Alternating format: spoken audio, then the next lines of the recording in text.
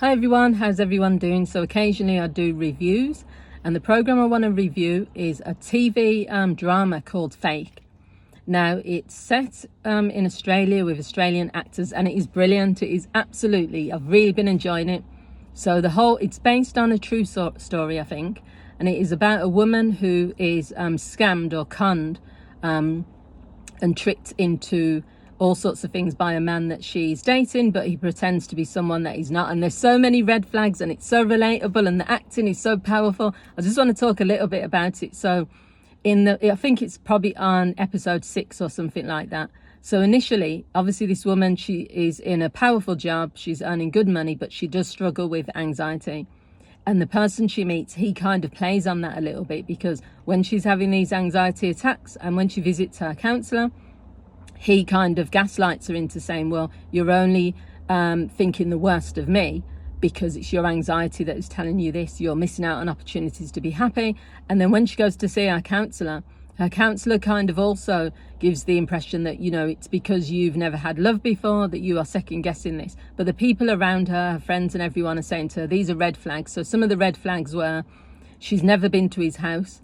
And what was really interesting in the last episode a few weeks ago, he said, I'm going to take you to where I live. I'm going to show you where I live. Then she got in a taxi. She was all excited.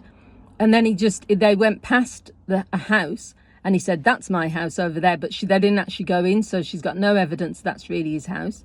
She's met his children, but she's met them at a restaurant. Only spent a little bit of time before he then made an excuse and he took the children home.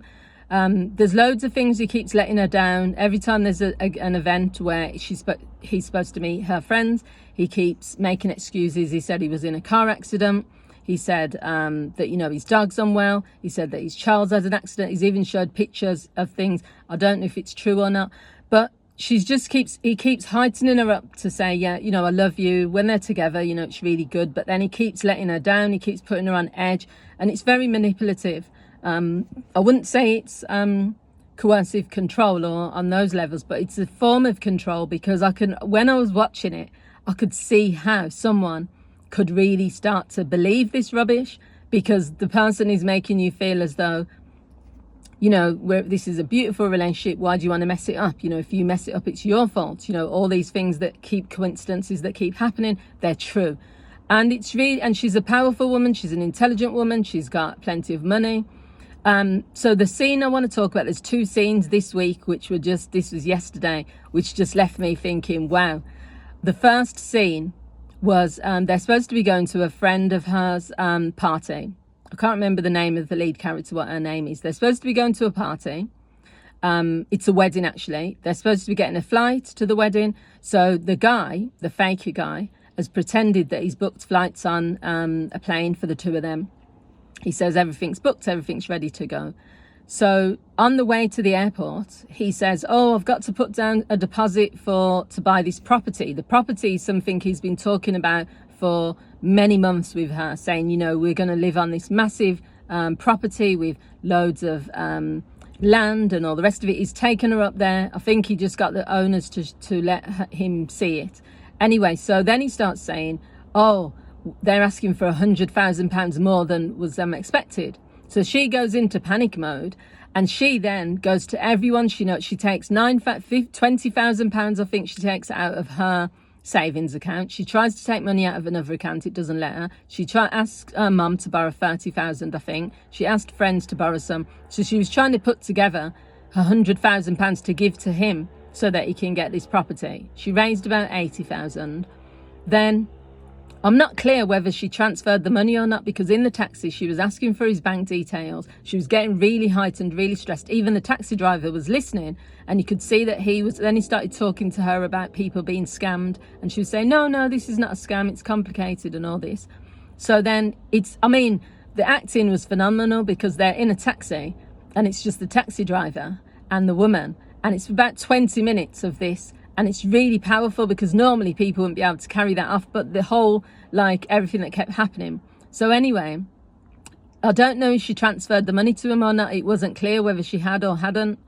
But what was clear is that he turned around. She couldn't get hold of him. She kept phoning him, and he wasn't answering. And then eventually he turned around and says, no, I'm not going to go ahead and buy this property. I'm going to buy another property. And her heart just dropped because she said to herself, the other property is not available. And that's when it clicked for her. Something's wrong here, because he's been running around saying he needs this £100,000. He's now saying he's not even going to put it on the property. So then in the next scene, she's phoning him from the airport. She's getting really distressed and he's not answering. And then the final straw was she gets on the plane and there's supposed to be 2 seats booked. And the seat next to her, she puts a little, his suit that she picked up from the dry cleaner, she puts it in the seat. Someone else tries to sit there and she says, that's been reserved. And then the airport says, no, the air stewardess, this seat is reserved by this man. So she then knows at that point that her fake husband, her fake partner, hasn't booked the 2 seats on the plane. So then she sits down, and the final nail in the coffin is her looking at a ring case that was in his suit, opening the ring case, and it's empty. So all this time I think he was probably saying to her he's got a ring. She was assuming that he's going to propose. And it's just the whole one hit after the next hit after the next punch, and it's so, and then it ended.